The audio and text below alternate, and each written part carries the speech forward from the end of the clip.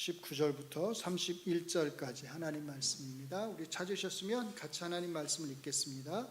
우리가 알거니와 무릇 율법이 말하는 바는 율법 아래에 있는 자들에게 말하는 것이니 이는 모든 입을 막고 온 세상으로 하나님의 심판 아래에 있게 하려 함이라.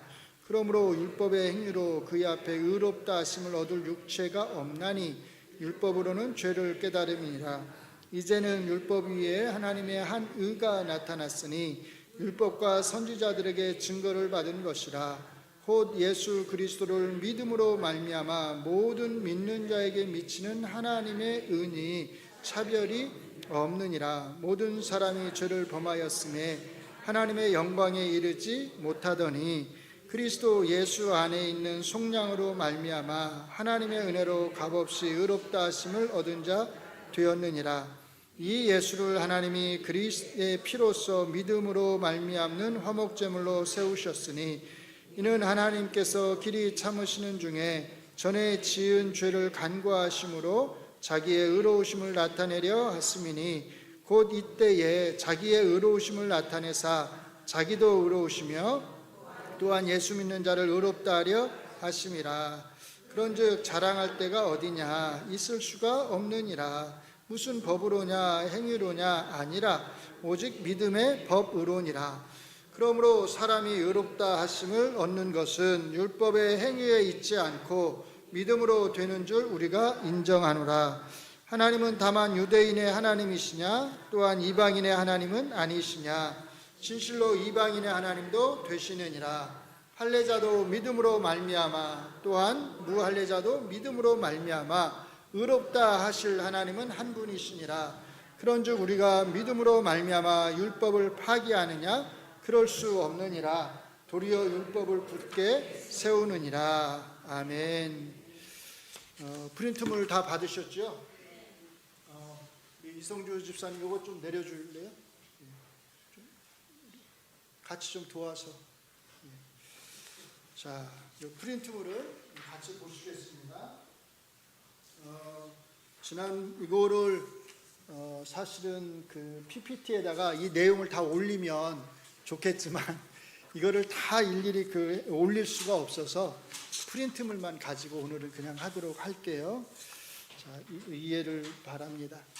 자, 프린트물을 보시면 자, 지난번에 저희가 이제 소요리 문답 제32문을 우리가 살펴보았습니다. 이 제32문은 뭐에 대한 거였냐면 효과적인 부르심을 받은 자들이 얻게 되는 유익들에 대한 것이었어요. 먼저 제32문을 같이 한번 다시 읽어보겠습니다. 제가 문을 하고 여러분이 답을 합니다. 효과적으로 부르심을 받은 자들은 금생에서 어떤 유익들에 참여합니까?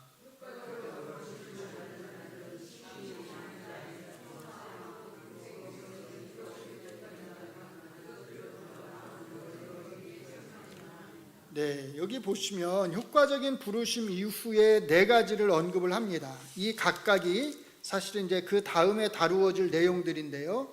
칭의는 오늘 이제 저희가 보게 될 거예요. 33문에서. 그 다음에 양자됨은 34문에서, 성화는 35문에서 이제 각각 다루어지고, 마지막으로 36문에서 이것들에 동반되는 유익들이 다루어짐으로써 구원론 과 관련된 것이 다 끝나게 됩니다. 그리고 이제 그 이후로는 종말론. 종말론이란 뭐냐면 마지막 날들에 일어날 일들을 다루는 거예요. 그 종말론에 대한 것을 다루는데 37문에서는 신자들의 죽음 이후의 상태, 우리가 죽은 이후에는 어떻게 되는가. 그 다음에 38문에서는 신자들의 부활에 대해서 다룹니다. 자, 여기 38문까지 이렇게 다룸으로써 소요리 문답의 어떻게 보면 전반부, 교리적인 부분이 다 끝나게 되는 거예요. 그럼 39문부터 107문까지는 뭘 다루느냐? 이제 거기에는 십계명, 그 다음에 이제 그 주기도문 이런 것들을 이제 다루게 되는 거예요. 앞에서 보았듯이 소요리 문답 제32문은 효과적인 부르심, 칭의, 양자됨, 성화 등의 순서로 다룹니다. 그러나 조금 더 자세하게 표현을 하자면 다음과 같이 씁니다. 같이 읽어볼까요? 효과적인 부르심, 중생, 회개와 믿음, 칭의, 양자됨, 성화. 이 순서를 가리켜서 일반적으로 구원의 서정이란 말은 순서란 뜻이거든요. 구원의 순서 이렇게 보통 불러요. 자, 이 순서에 있어서 다음 세 가지를 기억해야 합니다. 첫째, 같이 읽습니다. 이 순서는 논리적인 것이지 실제적인 것이 아니다. 둘째, 효과적인 부르심은 죄인된 인간의 상태가 어떤 상태요? 죽음의 상태인 것을 전제하고 있다. 자, 그래서 죽음의 상태, 죄인의 상태는 죽음의 상태니까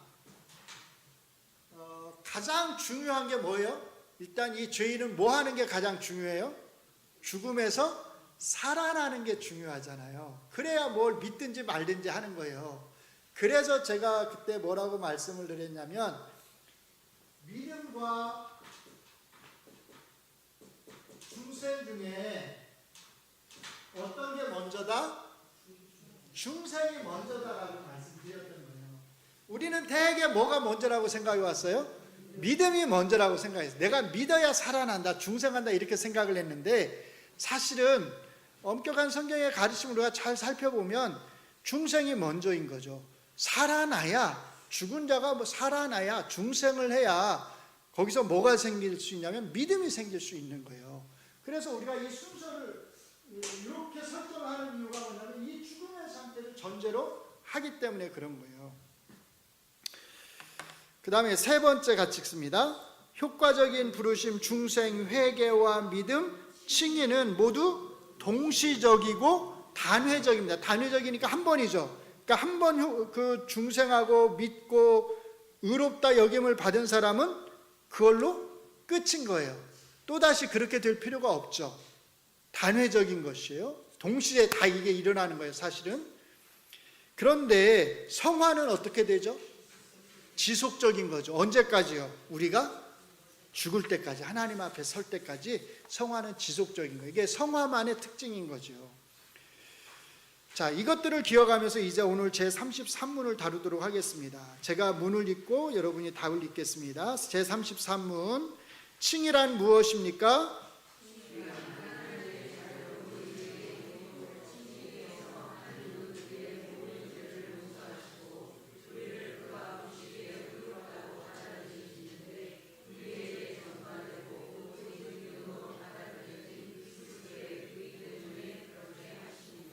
네, 그냥 평범해 보이는 표현들 같지만 여기에는 굉장히 중요한 표현들이 이제 있습니다. 설명을 좀 하다 보니까 좀 반복돼서 제 표현들이 반복되기도 하는데 좀 이해하고 여러분들이 들어주셨으면 좋겠어요. 자, 여기 제33문에서 가르치는 것들, 첫째 같이 읽습니다. 칭의란 하나님의 자유로운 은혜의 행위다. 둘째, 칭의에서 하나님은 우리의 모든 죄를 용서하시고 우리를 그가 보시기에 의로운 자로 받아들이신다. 셋째, 하나님의 용서와 받아들이심은 오직 그리스도의 의 때문이다. 넷째, 이 그리스도의 의는 우리에게 전가된 것이다. 다섯째, 이 그리스도의 의는 오직 믿음으로만 받아들이게 된다. 네 번째, 다섯 번째는 세 번째에 나오는 오직 그리스도의 의에 대해서 그것이 어떻게 전가되고 어떻게 받아들여지는지를 설명한 거예요. 자, 제33문은 제일 먼저 칭의가 무엇인지에 대한 정의를, 칭의란 뭐라고요? 하나님의 자유로운 은혜의 행위이다라고 내리고 있습니다. 여기서 자유로운, free라고 하는 것은 값없는의 의미로서 하나님이 누구를 의롭다고 하실 때 그 사람의 믿음이나 선행 등의 어떤 조건을 보지 않으신다는 뜻입니다. 하나님이 보시는 것은 딱 한 가지예요. 딱 하나. 뭐만 보세요? 우리 안에 있는 그리스도의 의, 딱 그거 하나 보시고 우리를 의롭다고 받아들이신다는 거예요. 선언하신다는 거예요. 자, 그렇다면 우리 안에 있는 그리스도의 의란 무엇일까요? 자, 이 질문에 대해서 로마서 1장 16절과 17절이 답을 합니다. 자, 같이 읽습니다. 내가 복음을 부끄러워하지 아니하노니 이 복음은 모든 믿는 자에게 구원을 주시는 하나님의 능력이 됨이라. 먼저는 유대인에게요 그리고 헬라인에게로다. 복음에는 하나님의 의가 나타나서 믿음으로 믿음에 이르게 하나니 기록된 바 오직 의인은 믿음으로 말미암아 살리라 함과 같으니라. 잘 아시는 구절이죠. 자, 그런데 자, 다음으로 넘어가셔서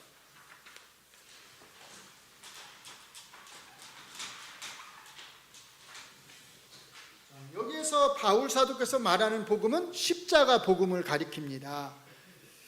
그리고 바울 사도께서는 자기 자신이 복음을, 즉 십자가 복음을 부끄러워하지 않는 이유를 설명합니다. 첫째로 이 십자가 복음은 모든 믿는 자, 즉 유대인과 헬라인, 이방인 모두에게 구원을 주시는 하나님의 능력이기 때문입니다. 둘째로 같이 읽습니다. 이 십자가 복음에는 뭐가요? 하나님의 의가 나타났기 때문이랍니다. 자, 문제는 이거예요. 하나님의 의라는 게 뭘까요? 누가 이 구절 달달달 외우시잖아요. 누가 우리 성도님들에게 여기 보니까 하나님의 의라고 이게 뭘 가리키는가라고 묻는다면 뭐라고 대답을 하셔야 될까요? 하나님의 의. 크게 둘 중에 하나일 거예요. 이걸 주격으로 해석하면 하나님, 글씨 보이시나요? 하나님 자신의 의. 하나님 자신이 가지고 계신 의로움을 말하는 거든지, 아니면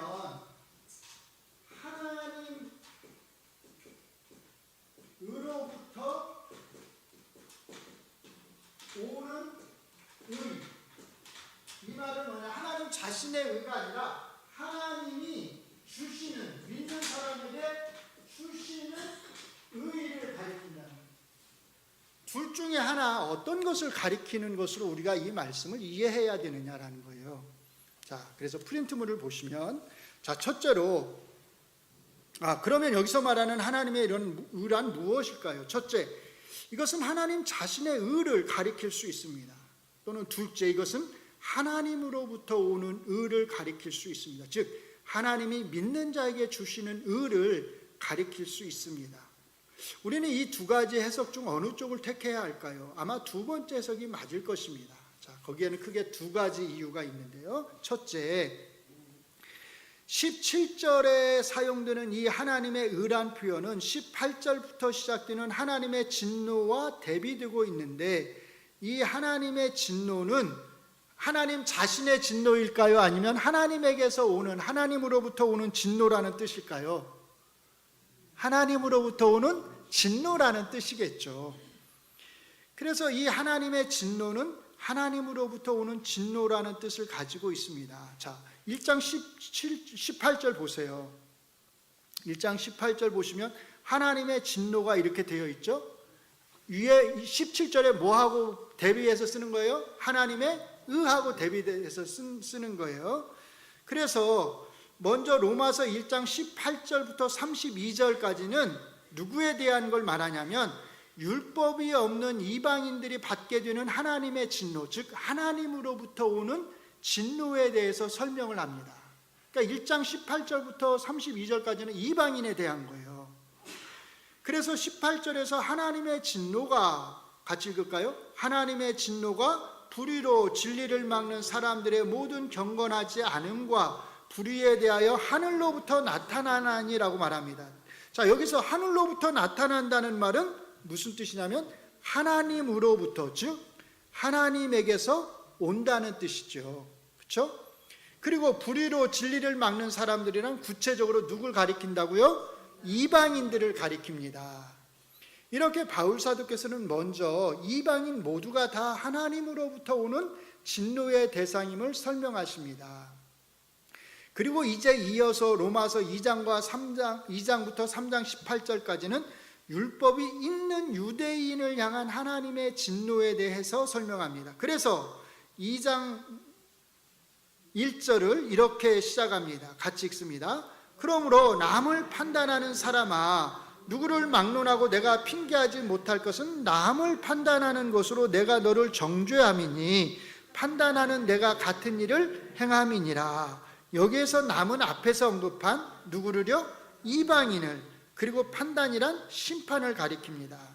유대인들은 자기들이 가진 율법을 가지고 이방인, 율법이 없는 이방인을 심판한다는 것입니다. 문제는 그러면서 자기들도 율법을 지키지 못해서 이방인들과 동일한 죄를 범한다는 것입니다. 그래서 2장 12절에서 같이 읽습니다. 무릇 율법 없이 범죄한 자는 또한 율법 없이 망하고 무릇 율법이 있고 범죄한 자는 율법으로 말미암아 심판을 받으리라고 말합니다. 율법 없이 범죄한 자는 이방인을, 율법이 있고 범죄한 자는 유대인을 가리킵니다. 결국 둘 다 뭐예요? 하나님의 진노의 대상으로서 하나님의 심판을 받게 된다는 뜻입니다. 그러므로 유대인들에게 주어진 율법은 그들이 하나님 앞에서 얼마나 의롭지 못한지를 드러내는 것입니다. 그래서 3장 5절에서 바울 사도께서는 유대인들을 향해서 이렇게 말씀합니다. 같이 읽습니다. 그러나 우리 불의가 하나님의 의를 드러나게 하면 무슨 말 하리요? 내가 사람의 말하는 대로 말하노니 진노를 내리시는 하나님이 불의하시냐? 자, 여기서 주의하셔야 돼요. 여기 3장 5절에서 또 어떤 표현이 쓰이죠? 하나님의 의라고 하는 표현이 쓰이죠.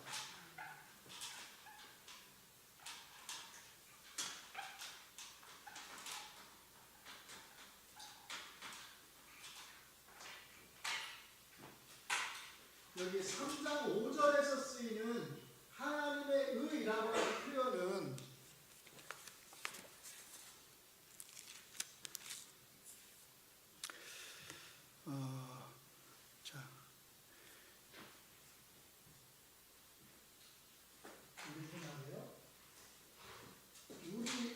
우리의 불의가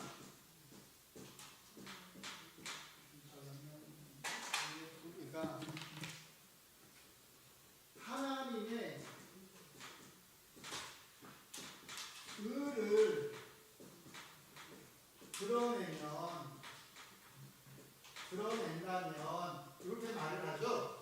자, 그러니까 여기서 하나님의 의는 뭐하고 대비해서 지금 쓴 거예요?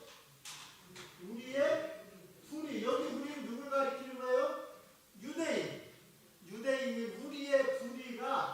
우리의 불의를 통해서 우리가 이 불의라는 말은 의롭지 않은 거죠. 우리가 율법을 제대로 지키지 않아서 우리가 불의하게 된 것, 의롭지 않게 된 것을 통해서 오히려 하나님의 의가 드러난다면 이렇게 말하는 거거든요. 그럼 이때 하나님의 의는 하나님의 의로우심을 가리키는 거죠. 하나님의 의로우심. 이때 하나님의 의는 하나님의 의로우심이니까 하나님 자신이 의로우시다는 게 드러나는 거예요. 제 말 이해가 되나요?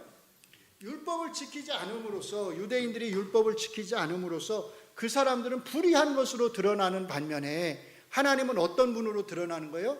의로우신 분으로 오히려 드러나는 거예요. 야, 그러면 하나님이 불의하신 거야? 이렇게 지금 질문을 던지는 거예요. 답은 뭐예요? 그렇지 않다는 거예요. 자, 그래서 제가 이제 뭘 말씀드리고 싶은 거냐면 3장 5절에 하나님의 의는 하나님의 의로우심이란 뜻이에요. 아까 하나님으로부터 오는 의하고 1장 17절하고는 다른 의미라는 거예요.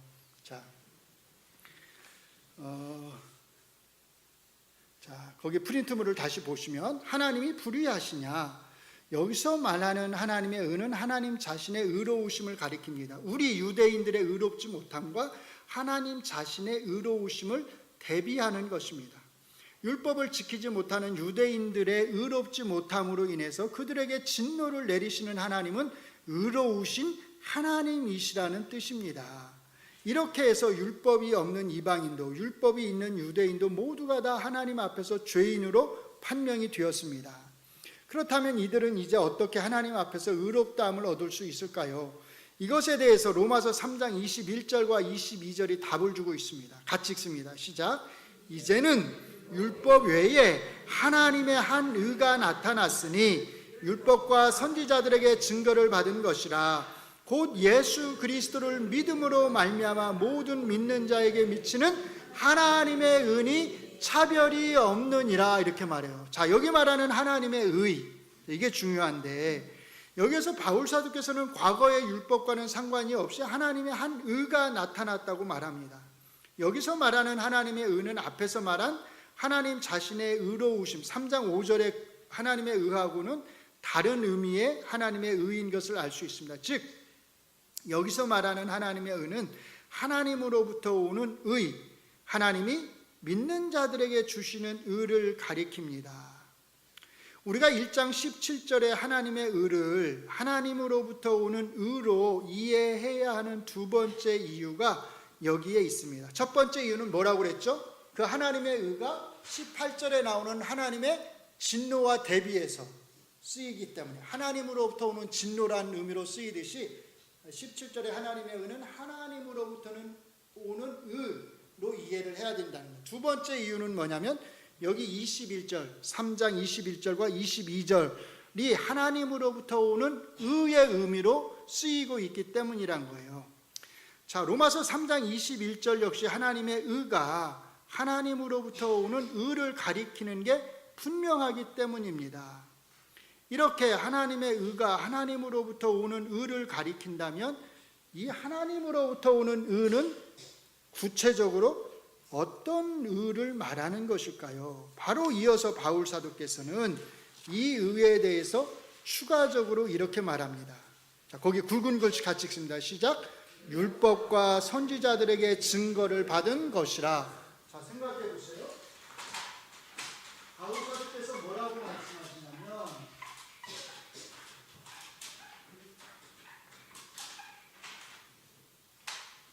3장 21절에 있는 이 하나님의 의가 뭐의 증거를 받았다고요?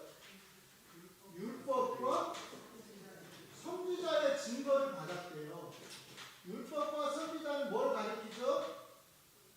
구약 성경을 가리키죠. 쉽게 말하면 구약 성경이 뭐에 대해서 말했다고요? 하나님의 의에 대해서 말했대요. 그러면 오전에도 제가 말씀을 드렸듯이 구약 성경은 누굴 가리킨다고 우리가 생각하죠? 그리스도를 가리킨다고 생각하잖아요. 그런데 여기서 바울사는 뭐라고 말하냐면 구약 성경이 하나님의 의에 대해서 말했다, 이렇게 말을 하는 거예요. 자, 그러면 이렇게 생각하실 수 있어요. 하나님으로부터 오는 의는 하나님의 의, 하나님으로부터 오는 의, 하나님이 믿는 사람에게 주시는 의는 결국 누구의 의다? 그리스도의 의다라는 거예요.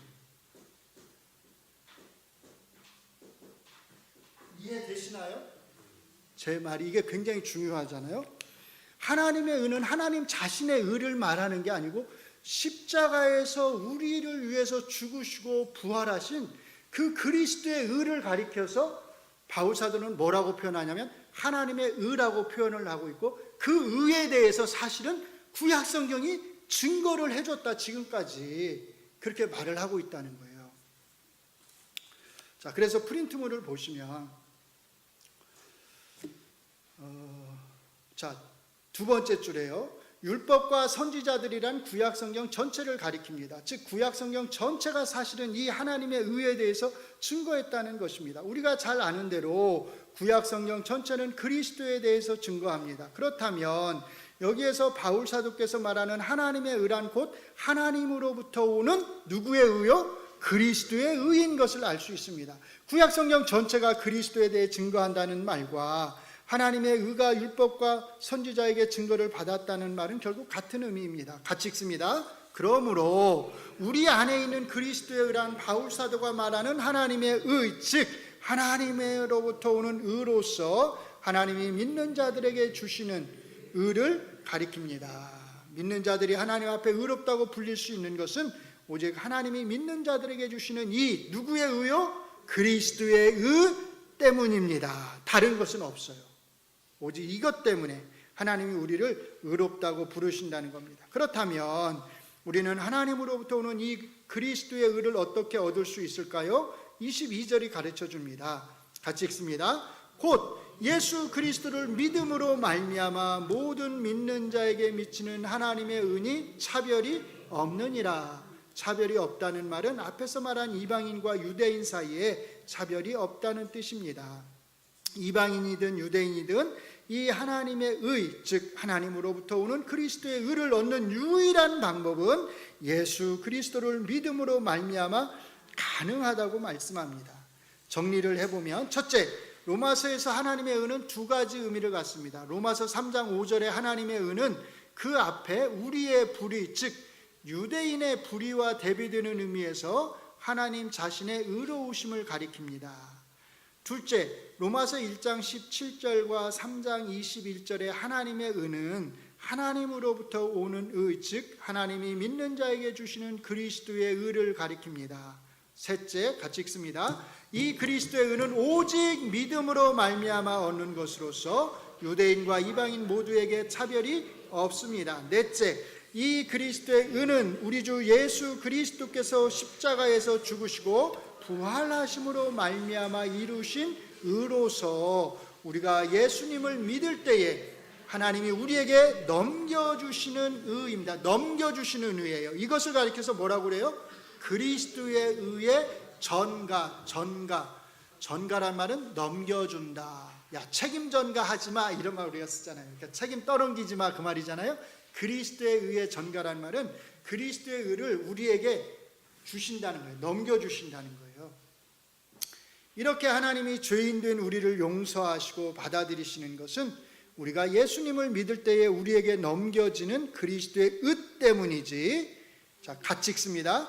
우리 자신이 실제로 의롭게 변화되기 때문이 아닙니다. 이게 중요해요. 자, 여기에 개신교와 가톨릭의 중요한 한 가지 차이가 있습니다. 가톨릭에서는 칭이라고 말하지 않고 뭐라고 말하냐면 의로울 의자잖아요. 변할 화자잖아요. 변한다는 뜻이잖아요. 그러니까 즉 실제로 의롭게 변한다고 주장하기 때문입니다. 가톨릭 교리서 1989절은 이렇게 주장합니다. 같이 읽습니다. 의화는 단순히 죄를 용서받는 것뿐만 아니라 또한 성화와 내적 인간 쇄신도 내포한다. 무슨 말이냐? 진짜 의롭게 변한다는 거예요. 그리고 가톨릭에서 말하는 의화의 방식은 오직 믿음으로만 되는 것이 아니라 여기에 뭐가 더해져요? 세례가 더해집니다. 그래서 가톨릭 교회 교리서 1987절은 이렇게 주장합니다. 같이 읽습니다.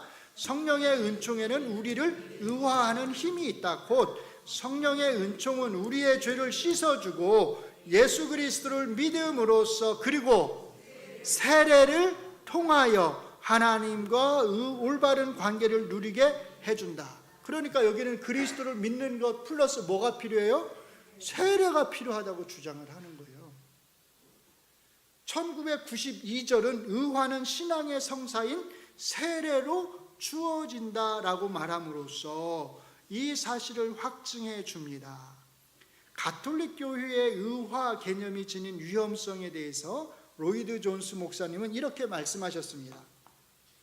그러나 더욱 심각한 것은 가톨릭이 궁극적으로는 세례를 통해 의롭게 된다고 가르친다는 사실입니다. 세례는 다른 모든 교리와 연결고리를 가지고 있습니다. 세례는 여러분의 죄를 사해 줄 뿐 아니라 여러분 안에 의를 주입시켜 주므로, 그래서 의화라고 하는 거예요. 넣어주는 거예요. 여러분이 세례에 의해서 의롭게 된다고 그들은 가르칩니다. 비록 의식이 없는 영아라 할지라도 전혀 문제가 되지 않으며 그들도 세례로 의롭게 되고 세례를 받으면 의롭게 되고 그들의 원죄가 세례로 말살되며 다 사라지게 되고 그들에게 이 같은 적극적인 의가 주어지게 된다는 것입니다. 이게 로마 가톨릭의 주장인 거예요. 로마 가톨릭 교회에 바로 이런 잘못된 가르침에 맞서서 반대해서 소요리 문답은 하나님 앞에서 우리가 갖게 되는 의로움에 대해서 아주 분명하게 다음과 같이 말하는 것입니다. 첫째, 같이 읽습니다. 칭의에서 하나님은 우리의 모든 죄를 용서하시고 하나님이 보시기에 우리를 의롭다고 받아들이신다. 이 표현이 중요해요. 받아들이신다.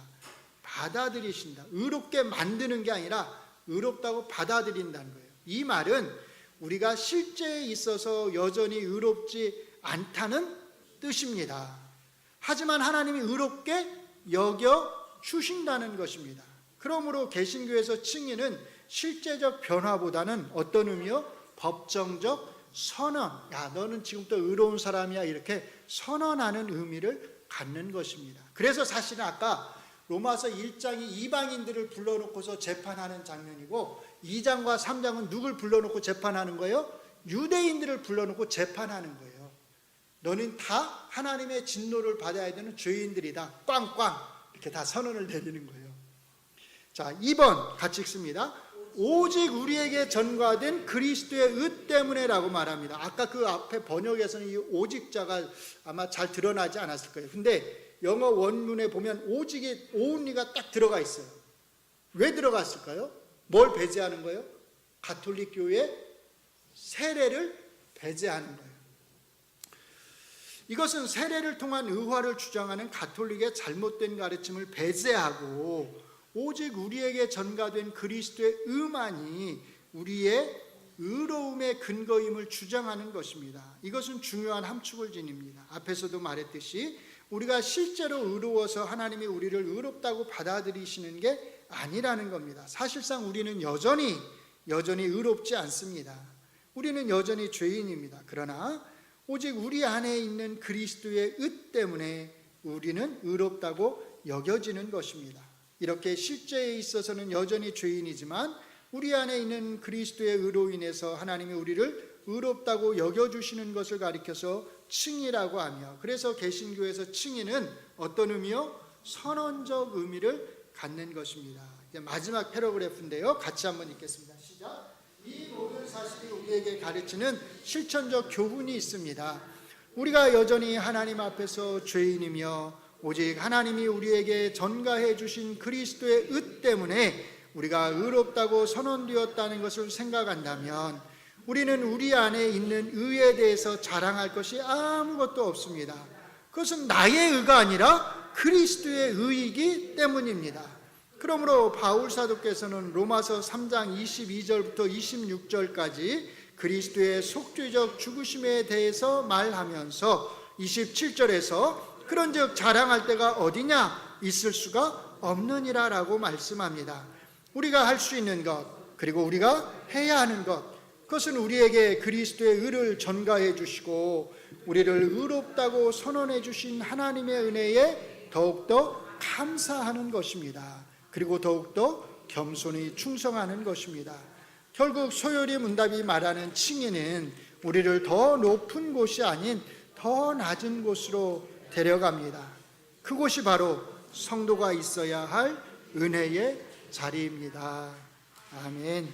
같이 기도하겠습니다. 하나님, 여전히 죄인일 수밖에 없는 우리를 의롭다고 칭해 주셔서 하나님이 우리에게 주신 우리 주 예수 그리스도의 의로 인하여서 오직 그리스도의 의 때문에 우리를 의롭다고 여겨주신 것을 감사합니다. 우리 안에 있는 이 의가 나의 의가 아니라 그리스도의 의이기 때문에 우리는 정말로 자랑할 것도 교만할 것도 내세울 것도 없음을 고백합니다. 우리가 할 수 있는 것, 우리가 해야 하는 것은 오직 하나님의 은혜에 감사하면서 더 높은 자리가 아니라 더 낮은 자리로 내려가야 되는 것임을 믿습니다. 그렇게 할 수 있도록 우리의 마음과 우리의 생각을 주께서 주장하여 주시기를 간절히 원합니다. 우리 안에 계시는 성령님께서 이제 우리를 더 아름다운 모습으로 변화시켜 주셔서 우리가 더 하나님의 뜻에 합당하게 살아갈 수 있도록 은혜를 내려 주시옵소서. 예수님 이름으로 기도합니다. 아멘. 찬송